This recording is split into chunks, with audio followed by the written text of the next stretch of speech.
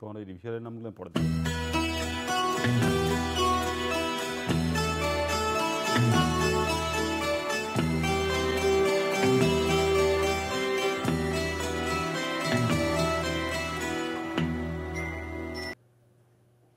Hello, good morning everybody.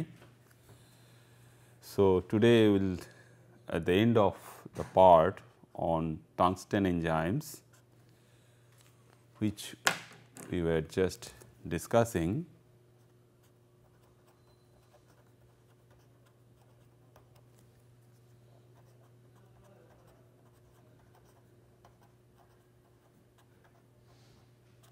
So part 3 we had just reached, and today we will be talking about something which is closely related to any synthetic and organic chemist.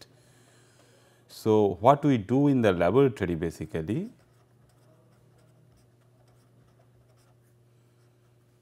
so what we basically mimic some of these standards where we know that tungsten is there and which is some environment, and if we can model that environment in the laboratory for certain model systems such that we can explore the two of these sites.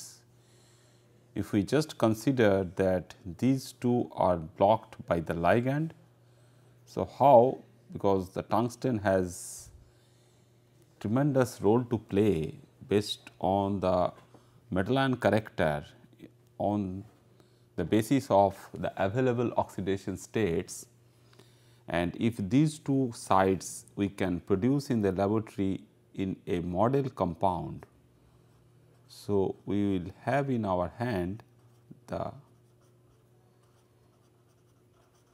model compound, and that model compound can be assessed starting from all other spectroscopic technique including the X-ray structure determination to know that how these model compounds can be similar to that of the active site. That means the site what is present in the enzyme. So basically what we will be looking for that is the active site coordination chemistry,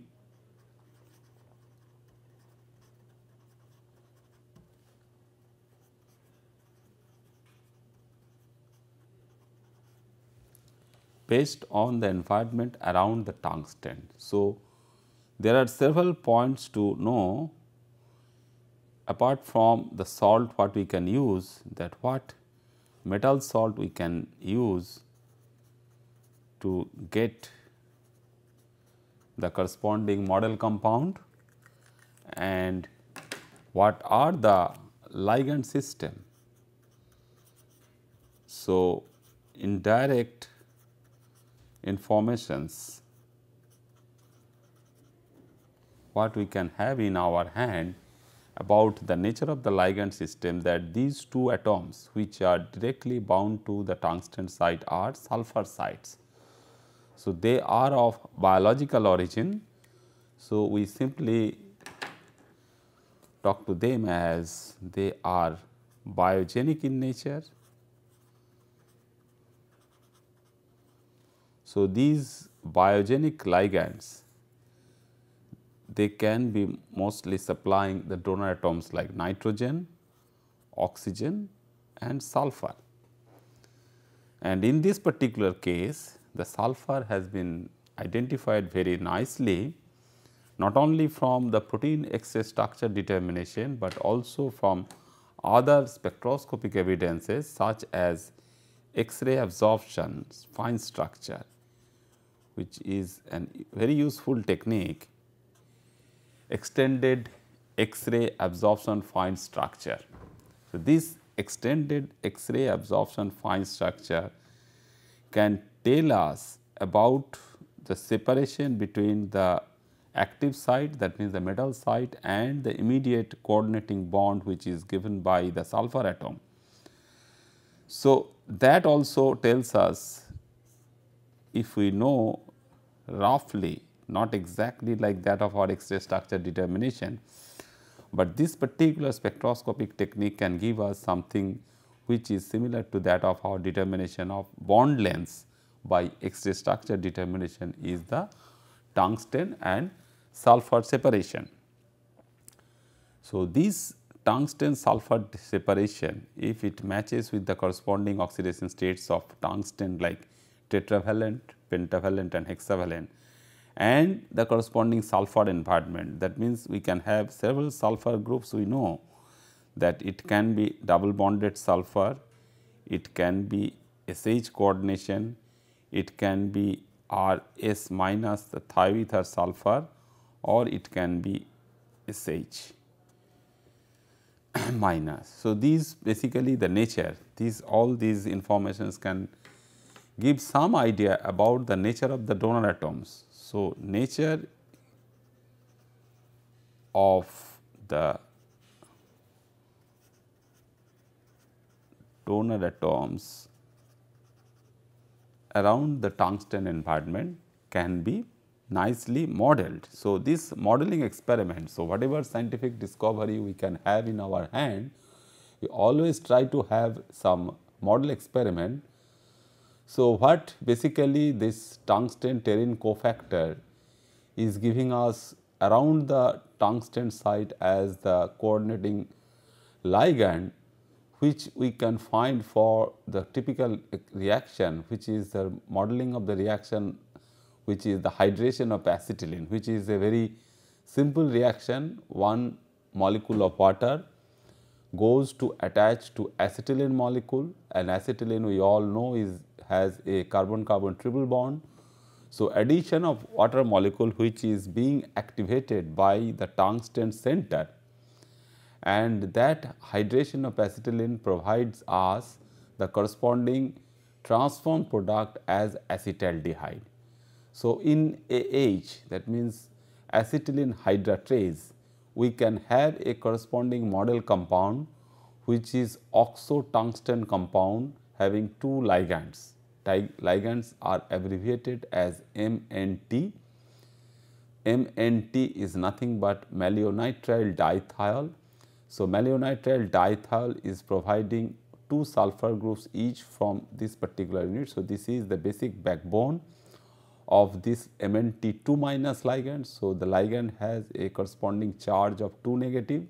So, basically it is a ligand L2 minus.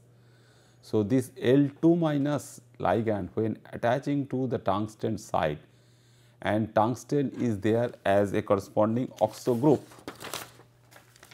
So, if we have this ligand, so whatever we just abbreviating as the two donor atoms. So, these two donor groups on that particular malonitrile dithiol is nothing but S minus and this S minus. So, if two of these ligands are coming around a tungsten site which is tungsten 4. So, if two of these are coming, what we basically get? We get the corresponding bis complex. We call it as a bis complex because the metal ligand stoichiometry is 1:2. One metal center is attaching to two ligands. So, it is giving rise to the corresponding bis complex. So, we have this SS unit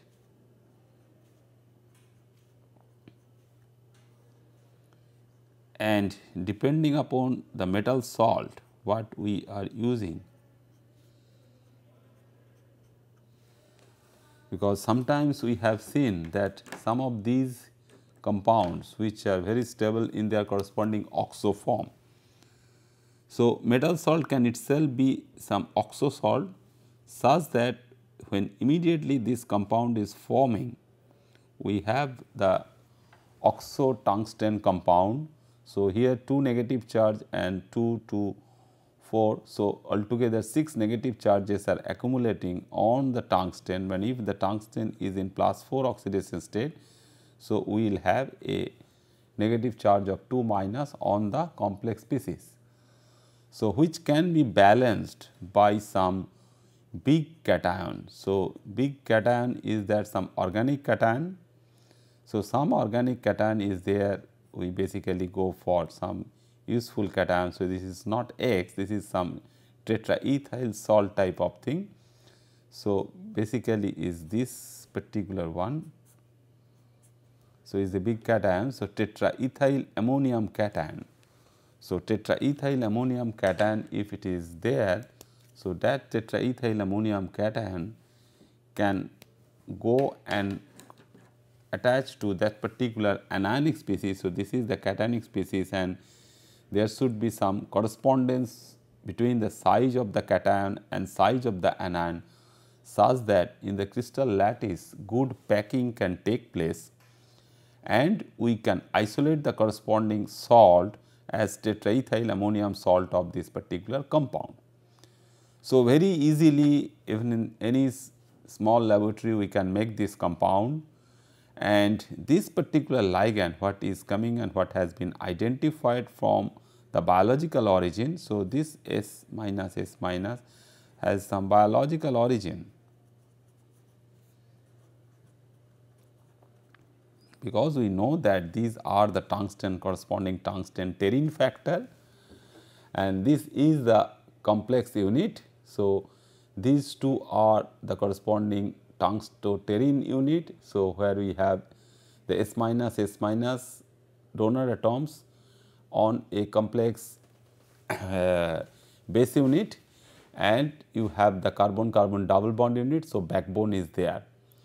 So, interestingly, the choice of this particular unit for biological tungsten center in all these different tungsten enzymes, one such is that of our acetylene hydratase.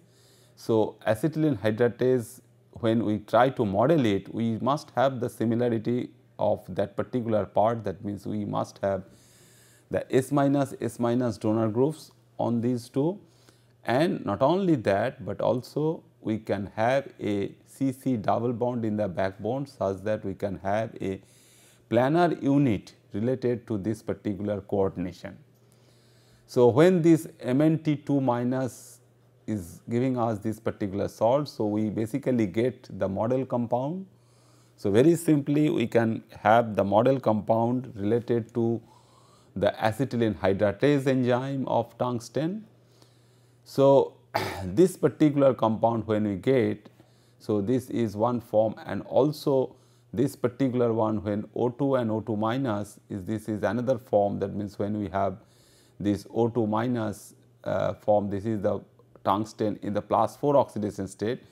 If we go for the corresponding compound in tungsten 6+ state, we must have another oxo unit to the same basic unit.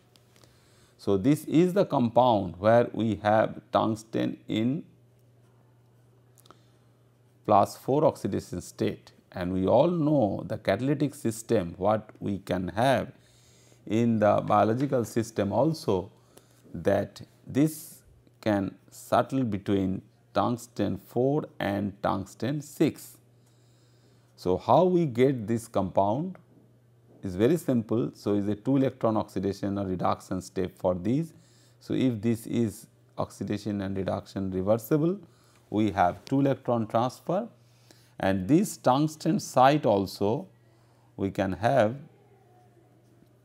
a monoxo species and a dioxo species. So, when we have in the +4 oxidation state, we have the monoxo species, and that immediately activates by water or by dioxygen, whatever it is, to the corresponding dioxo form, and this dioxo form can give rise to the corresponding model compound in +6 oxidation state. So, we have both the two complexes. Now we just want to explore that which particular one is the catalytic species, whether the +4 oxidation state, that means the tetravalent tungsten center is the catalytic site, or the hexavalent tungsten site.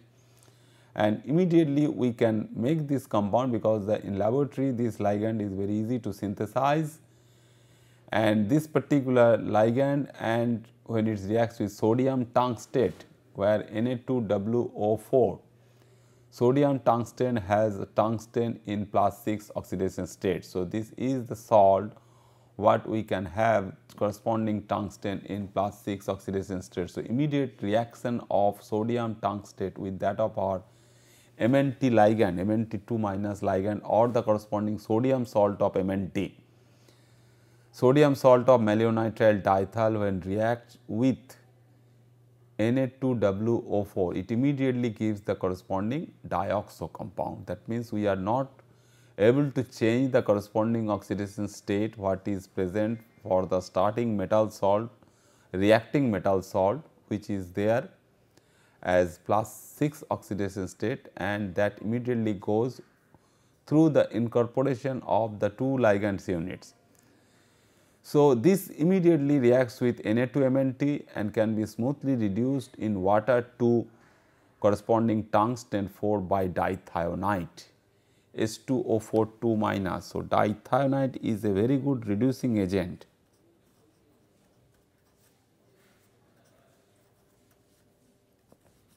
Which is sodium dithionite is Na2H2O4. So, it has a corresponding strong reduction potential. So, here in this particular case, if we want to go back from the starting compound, that means the tungsten prepared in +6 oxidation state using the malonitrile dithiol ligand, we use the dithionite anion as its corresponding sodium salt, because this is a solid compound which is commercially available, and this particular sodium dithionite can reduce immediately the corresponding tungsten in +6 oxidation state to tungsten in +4 oxidation state, and the dioxo compound which was present there. So, dioxo compound will be losing one of these oxygen, that means the tungsten double oxygen bond. So, we will be losing one oxygen to the reaction with sodium dithionite, because sodium dithionite can react with this oxygen atom from this particular species to form the corresponding thiosulfate and sulfite anion, and its corresponding reduction is shown, and we are able to reduce the corresponding compound in that +4 oxidation state, where the monoxo tungsten compound can be stabilized. So, this is a very smooth reduction reaction in water. We need the solvent basically in water, and this reduction basically gives us the corresponding compound in +4 oxidation state, and the reducing agent is dithionite, because the corresponding redox potential between the tungsten in +6 and tungsten in +4 must match with the corresponding E0 value of the reducing agent. So, we have the ligand, we have the metal salt, and we get two such model compound for further study.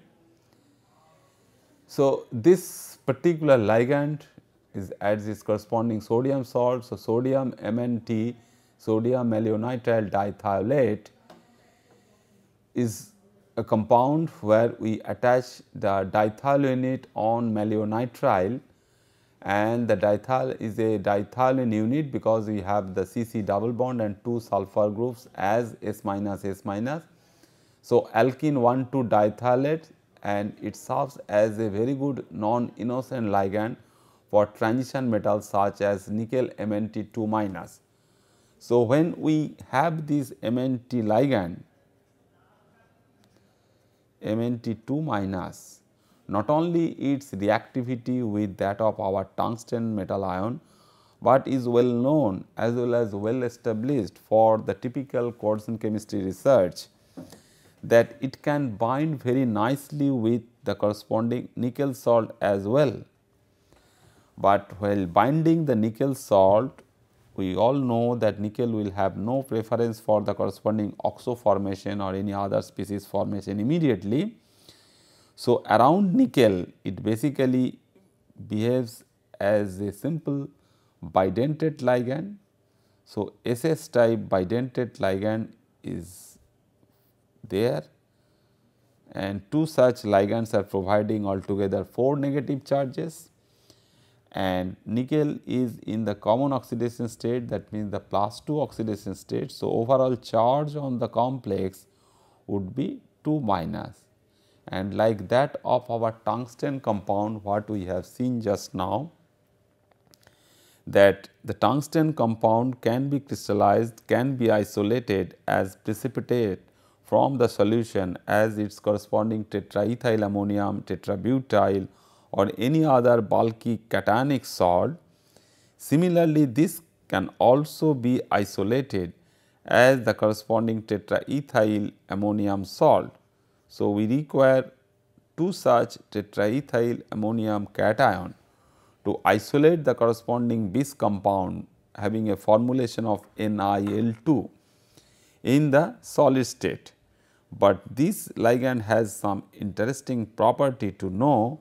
These are also known as redox non-innocent ligand. So, these are redox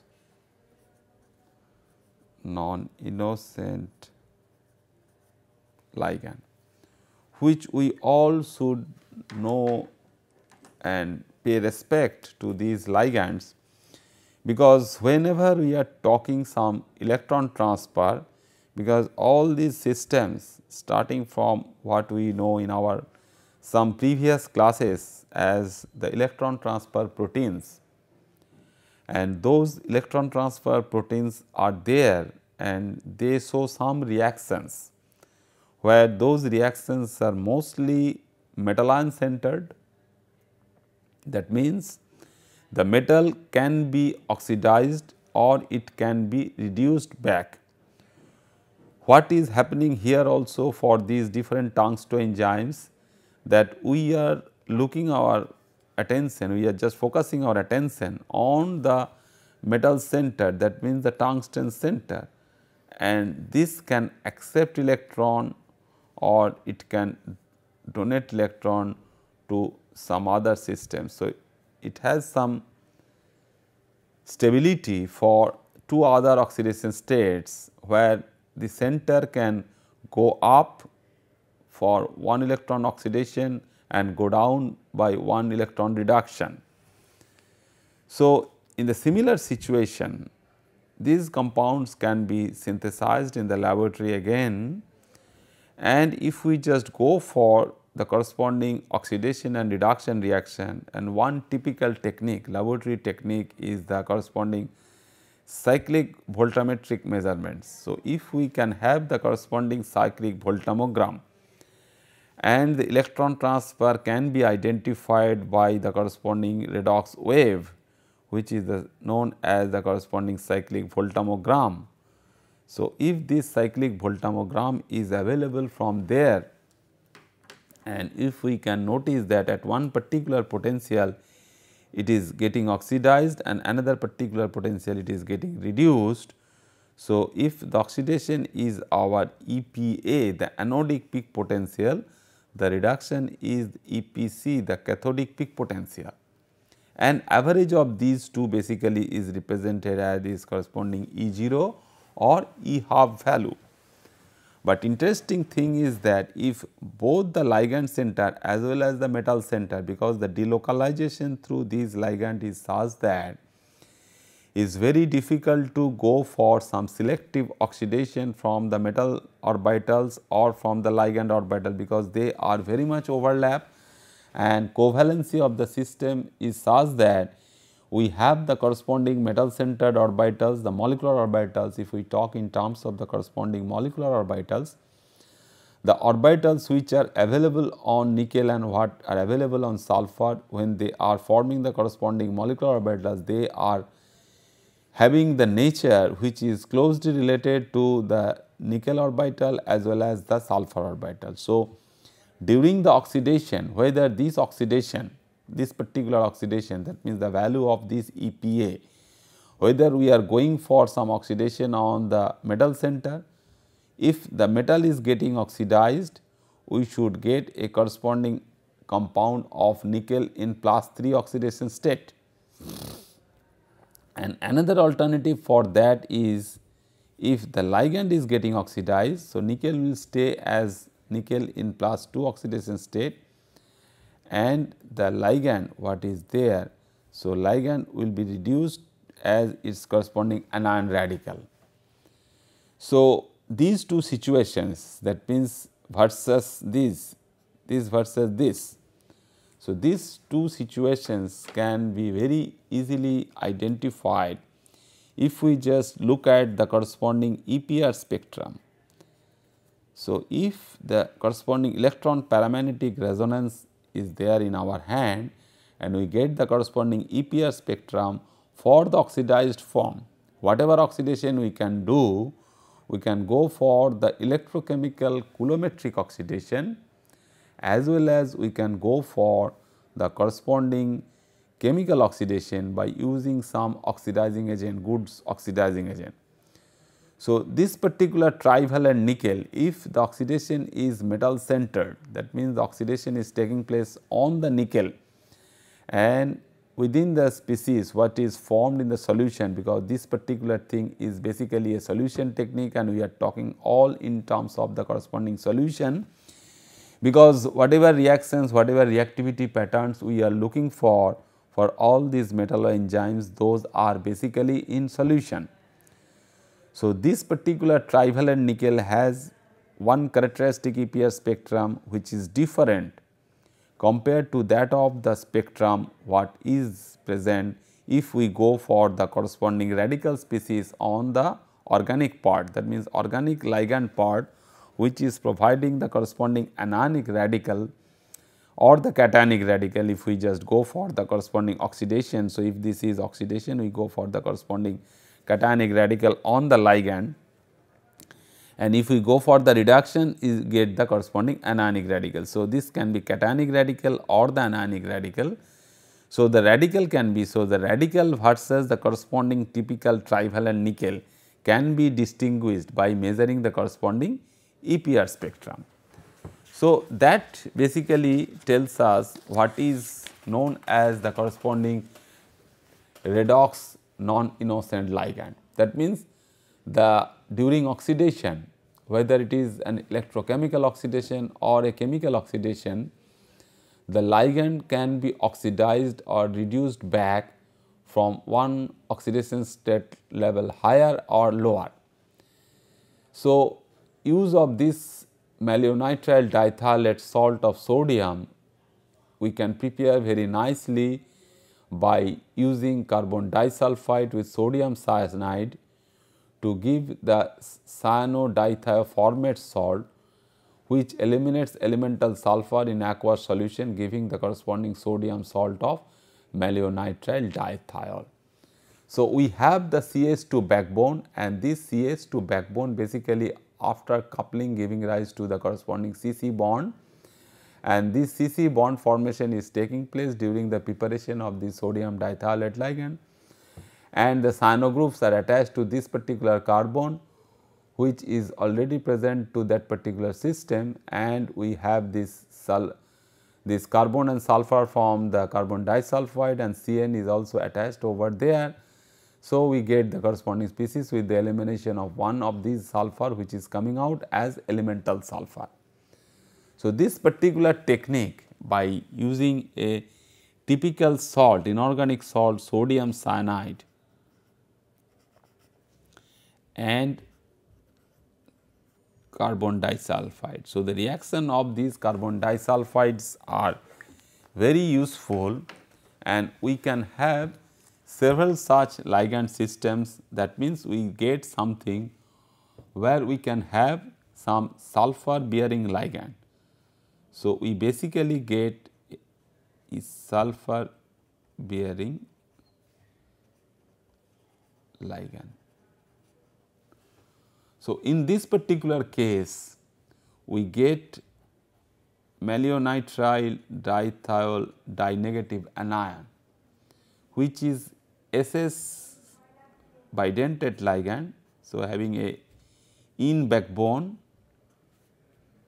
which is little bit robust, and due to the presence of this double bond, it is a redox non-innocent ligand, because it can be very easily oxidized or reduced because we have this pi electron density. So, whenever we have this pi level present in the ligand system, we must have the corresponding pi star level also available, and due to this pi level we have the electron in it, and this pi level we can have the electron.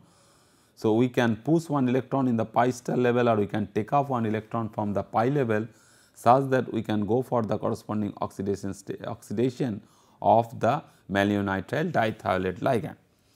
So, two other interesting reactions based on carbon disulfide is also useful to know at this context, that the reaction of this carbon disulfide how easily and how nicely give some sulfur bearing ligands, which we all know from our school days when we first tested the presence of alcohol. The alcohol is ROH if it is methanol or if it is ethanol, and the presence of this alcohol can be justified in a test tube or in laboratory by doing the reaction, and that reaction is well known as the corresponding Jantet test. And that Jantet test is nothing but we do the reaction in basically by the use of corresponding sodium hydroxide or potassium hydroxide, that means the base and the same reagent, that means carbon disulfide. So, what we get from that reaction is a yellow product. If we go for the corresponding reaction on ethyl alcohol, that means R is equal to ethyl group, we get the corresponding system as ethyl xanthate,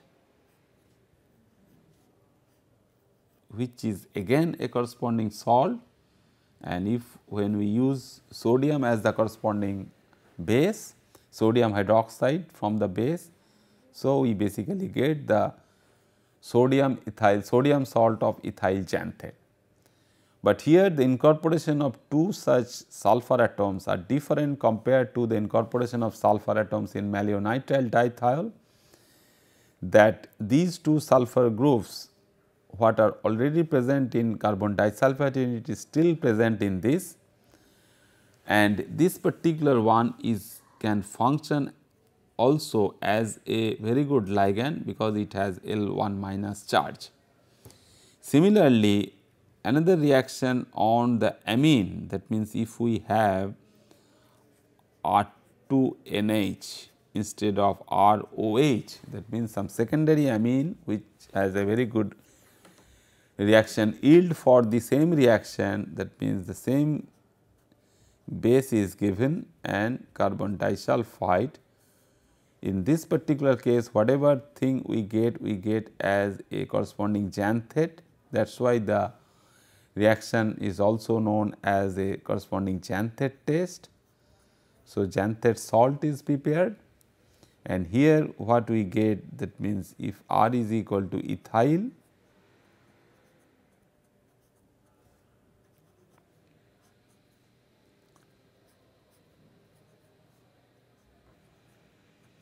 we get this one as its corresponding sodium salt. So, these two has some similarity. Here we have only that corresponding bond differences in the bond backbone.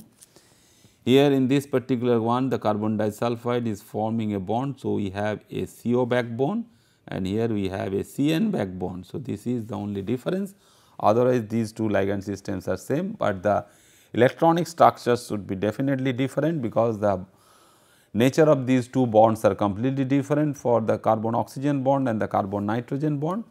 But like that of our malonitrile dithiol, this has also two sulfur donor groups. So, this can also function as a very good bidentate ligand. So, this is also a bidentate ligand, but the nature of this bidentate ligand is completely different compared to that of our bidentate ligand what we get from malonitrile dithiol. because when these two sulfur atoms, just now what we have seen is forming coordinate bond to the tungsten center to get the corresponding model tungsten enzyme system. So, this is one. So, but this is you have a corresponding CC double bond in the backbone and we have a 5-membered chelate ring. So, this is basically giving us a corresponding 5-membered chelate ring, and we have a typical planar arrangement, is not a 6-membered one, but 6-membered if we get, that is also distorted from the planarity and it is also a puckered one, but this is much more stable and which is highly planar. So, 5-membered planar ring is also assured due to the backbone which bearing the corresponding CC double bond. So, 5-membered planar backbone which is important, but in this particular case if these 2 sulfur atoms from xanthate and 2 sulfur atoms from the corresponding dithiocarbamate is involved in binding say with that of our tungsten or any other metal ion, we get a different type of bonding where we have a 4-membered ring having no double bond backbone. So, it is not necessarily that it will be highly planar to that of our 5-membered ring, but the 4-membered ring is not all the time stabilized by some groups, but in this case if we just go for the corresponding tungsten compound, because the tungsten is a 5D metal ion. So, due to its nature, that means is a 5D metal ion,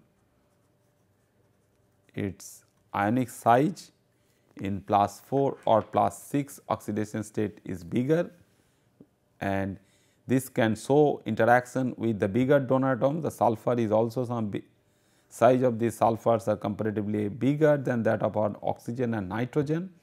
So, we have bigger sulfur atoms and these 2 bigger sulfur atoms can go and bind to the tungsten center. So, but the corresponding compound, the type of the compounds are completely different. So, we should think of that though we have the same sulfur sulfur coordination around tungsten like that of our MNT coordination, but we can have some different reactivity pattern of these compounds. So, nature of these ligands basically, so the ligand basically dictate the type of compound what we can have, whether that particular compound can show us the corresponding enzymatic reactivity or not, that can be very easily judged if we have the corresponding ligand system. So, this malonitrile dithiol, when we make that and we want to see the corresponding reaction, that means what reaction, we have the model compound in our hand and we can go for the corresponding model reaction. So, what is that model reaction? Is the model reaction is targeted for some specific enzymatic reaction. So, in this particular case, the model reaction is the corresponding hydration reaction on acetylene.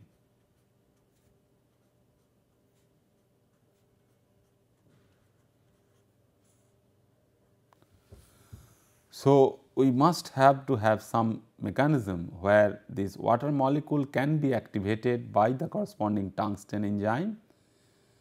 So, tungsten enzyme is our acetylene hydratase, which is responsible for the hydration of the acetylene group by the water molecule. So, the ligand system what is present for the enzyme is the tungstoperin unit and which is catalyzing the AH. So, the model compound if we can take and in that particular oxidation state, that means the +4 oxidation state, if we can go for the corresponding reaction of these with acetylene in presence of water. So, we have the 3 things, we have this instead of this acetylene hydratase, we just take, because the reaction is known for acetylene hydratase and we go for the model compound, which is the malonitrile dithiolate compound of tungsten. So, this is the compound 1 which we label here.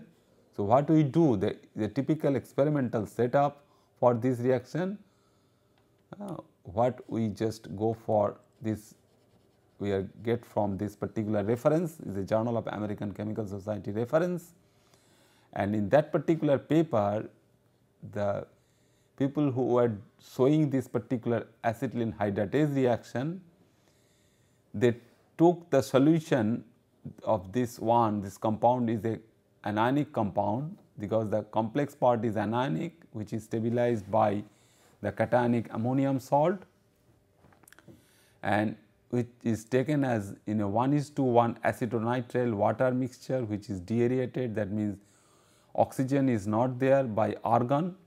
So, argon gas is purged through the solution, and through purging this argon gas through the solution, we are excluding the presence of dioxygen for the change in oxidation state of the tungsten or the change in the corresponding oxidation state of the non-innocent ligand, and also the corresponding activation of the dioxygen molecule for insertion into the acetylene backbone.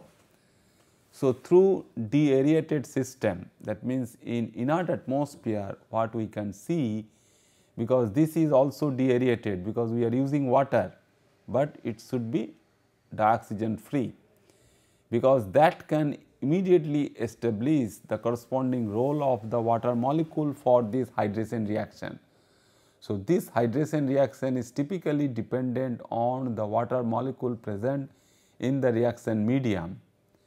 So, what we do within this solution, where this compound is present in solution, aqueous acetonitrile is the medium, and we slowly bubble acetylene gas, because this acetylene is a gas, and in house, that means in the laboratory, we can generate the bubbles of acetylene by reacting calcium carbide with water, and this acetylene gas at a temperature of 30 to 35 degree, not very much higher than that of our room temperature, because the room temperature in most of the cases it ranges between 25 to 28. So, it is slightly higher than that of the common laboratory room temperature at 30 to 35 degree. And what is happening there, just we have bubble of this acetylene gas, and at the outlet the gas is coming out from the system. So, if we have a corresponding reaction vessel for the typical one is the corresponding gas inlet and another is the corresponding gas outlet. So, acetylene as the inlet, and this we can have the compound in aqueous acetonitrile water. So, what is coming out, that has to be tested. So, testing of this particular gas, because this may not be in the gaseous phase also, because this particular acetylene, what if we cannot control the corresponding flow rate, the flow rate of purging this acetylene gas is important, because this particular acetylene gas can then be the typical carrier gas for the product also. So, in the outlet, so outlet what is coming out, that the gas after the reaction is coming out from this. So, we can just sometime we can just cock the system for some time, and then we can take out the gas by purging more acetylene into the reaction vessel. So, with the carrier gas is our acetylene, some of the product gases in the gaseous form is also coming out. So, that outlet is basically then passed through a solution of 2,4-dinitrophenylhydrazine, that means 2,4-DNP in water HCl medium, that means 2,4-DNP hydrochloride, because this is a well known reagent for everybody from our school days. We know this particular reagent, which is nothing but a hydrogen derivative, which is phenyl hydrogen, we all know. So, this phenyl hydrogen, when have substitutions at position 2 by nitro groups and position 4, we get 2,4-DNP. So, this 2,4-DNP, and due to its poor solubility in water medium, we can put some drops of hydrochloric acid or the whole system, that means 2,4-DNP is available as its corresponding hydrochloride salt, which is highly soluble in water. So, this particular reagent is well known for going some adduct reaction with some ketone or aldehyde. That means, if we have a carbonyl function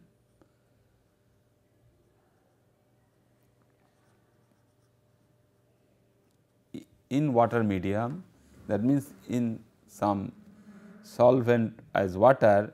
So, the carbonyl function, if it is present, and this one is also in the solubilized form of water in the hydrochloride form, this immediately goes to react with this particular carbonyl function to give some color reaction. So, if we are able to produce this acetylene to some carbonyl compound, that means if we are able to transform, that means mimic the reaction of the corresponding acetylene hydratase, which is shown by the tungsten enzyme in the laboratory by a model tungsten compound of malonitrile dithiol, we see that acetaldehyde, what is coming out from acetylene. So, this acetaldehyde immediately react with the 2,4-dinitrohydrazine reagent. In this particular case, this is H and this is therefore Me is again a carbonyl compound, and which is forming NH,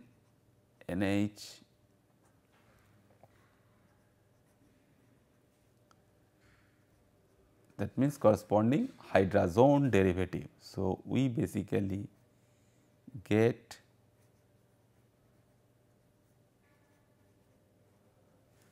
the corresponding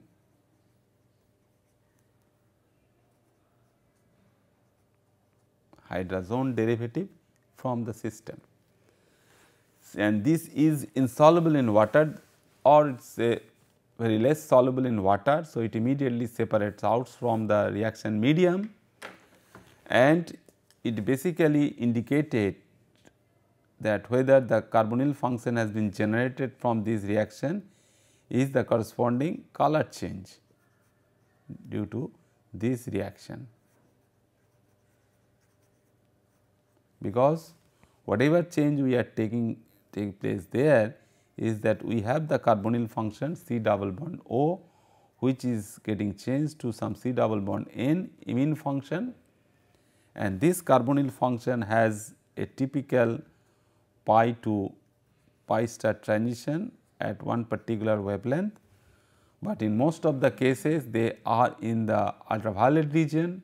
That is why this carbonyl function is colorless in nature, but this particular having a small energy gap, that means we can go towards the visible range for this pi star, or sometime the n pi star transition is also available. So, if we have the non-bonding level, that means we have the lone pair of electrons on these nitrogens on these oxygen. So, if lone pair of electrons are also involved for transition, we get the corresponding n pi star transition, and we see the corresponding color change for this reaction. So, any color change or any separation of the solid material from this particular reaction can be identified that the activity, that means acetylene hydratase activity has been established through the model reaction.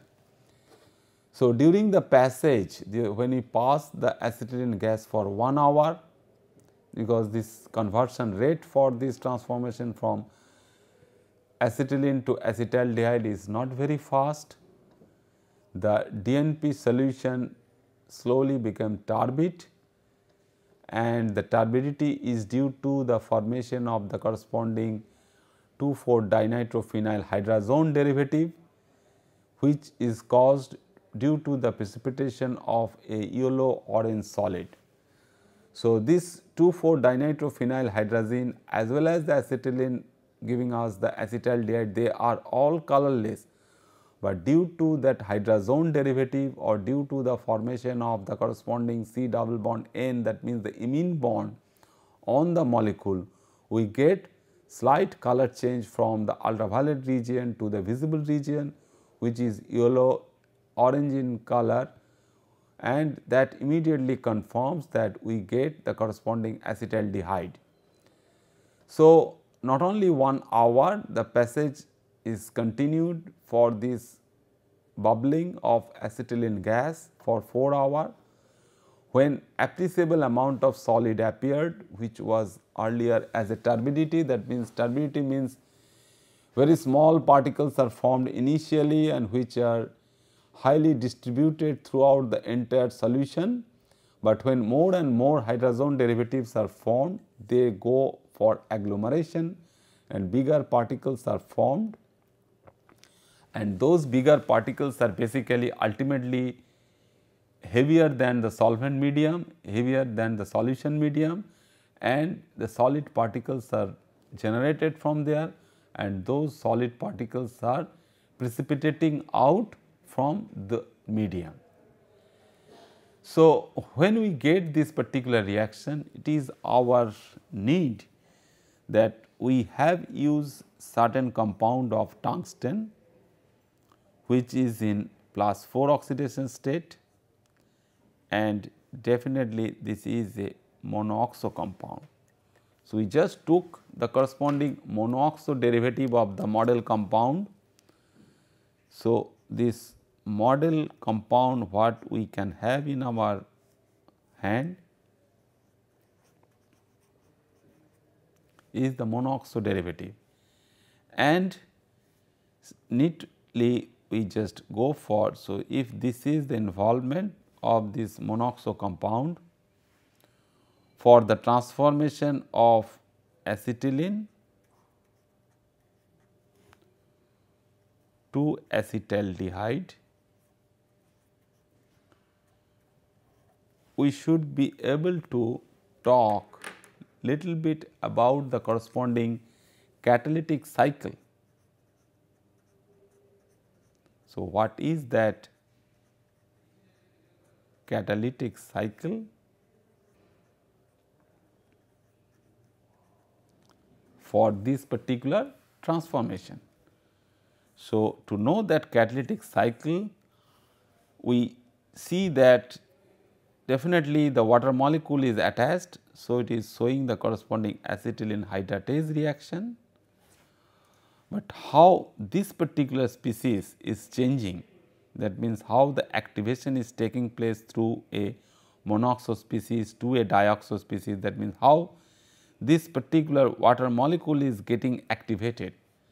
So, activation of this water molecule by the tungsten species is important to know, and whether this particular oxidation state is settling between this tetravalent to the hexavalent state with the involvement of one more oxo form, that means one more oxo atom attached to the tungsten, and the involvement of other intermediate oxidation state. That means, if it is going from tungsten 4 to tungsten 6 and as an intermediate step whether the tungsten 5 is involved there or not. Why we want to know or judge the involvement of tungsten 5 is very simple, that if we just go for this 4 to 5, that means is a 1 electron oxidation step, and 5 to 6 is also 1 electron oxidation step. but this entire reaction, whatever reaction we get from here, is also a 2 electron transfer case, and if these 2 electron transfer is not taking place in a single step, that means we are not jumping from a tungsten in +4 oxidation state to a tungsten in +6 oxidation state, definitely we get this in a stepwise manner. That means transfer from one step and transfer from other step. So, we definitely should be able to generate the intermediate oxidation state. So, this intermediate oxidation state, whether this can go for making this particular pentavalent state of tungsten as the most catalytically active species. So, if the catalytically active species, which is not very much stable, has a very transient lifetime, the lifetime of tungsten 5 is also not, because at the intermediate step it can form to a tungsten 5, but which immediately collapse to tungsten 6 with the removal of the product molecule. So, that how we can understand, we this can again understand by knowing the corresponding EPR signature. So, if the tungsten pentavalent state has a characteristic EPR spectrum, we can identify in the solution state while bubbling these all these things, that means whether we can generate the tungsten 5 in the solution, whether this tungsten 5 is being generated within the solution. So, we take out, because we are going for the reaction in a slow pace, that means sometime we go for 1 hour stirring and then it can continue for a 4 hour stirring for appreciable amount of precipitation of the corresponding hydrazone derivative. So, for that purpose, if we take out some adequate amount of this particular intermediate species from this and we can run the corresponding EPR spectrum, then only we can identify, we can try to identify the presence of tungsten in the pentavalent state. So, that signature is very important to identify from the reaction medium. So, when this is reacted with this particular one, so not that we are going for the electrochemical reduction, or we can go for some chemical reaction. So, any other oxidizing agent like that of mercury chloride can be used to oxidize this particular species through some intermediate formation of this tungsten 5 oxidation state. So, that we will just discuss next day in detail, that how we can use this particular reagent, because this mercury chloride is well known for its corresponding oxidizing ability. It has a typical E0 value for oxidation, and when this as a reagent is added to the tungsten corresponding tungsten 4 species, we get some intermediate species where the tungsten is interacting with that of our mercury center, and next step this particular oxidizing agent is being released as its reduced form, and we generate some species as tungsten in the +5 oxidation state, and that +5 oxidation state we should be able to detect by EPR technique. So, what should be the nature of the corresponding EPR spectrum and how we can identify that EPR from the solution by using the corresponding EPR spectrometer, that we will see in our next class. Okay, thank you.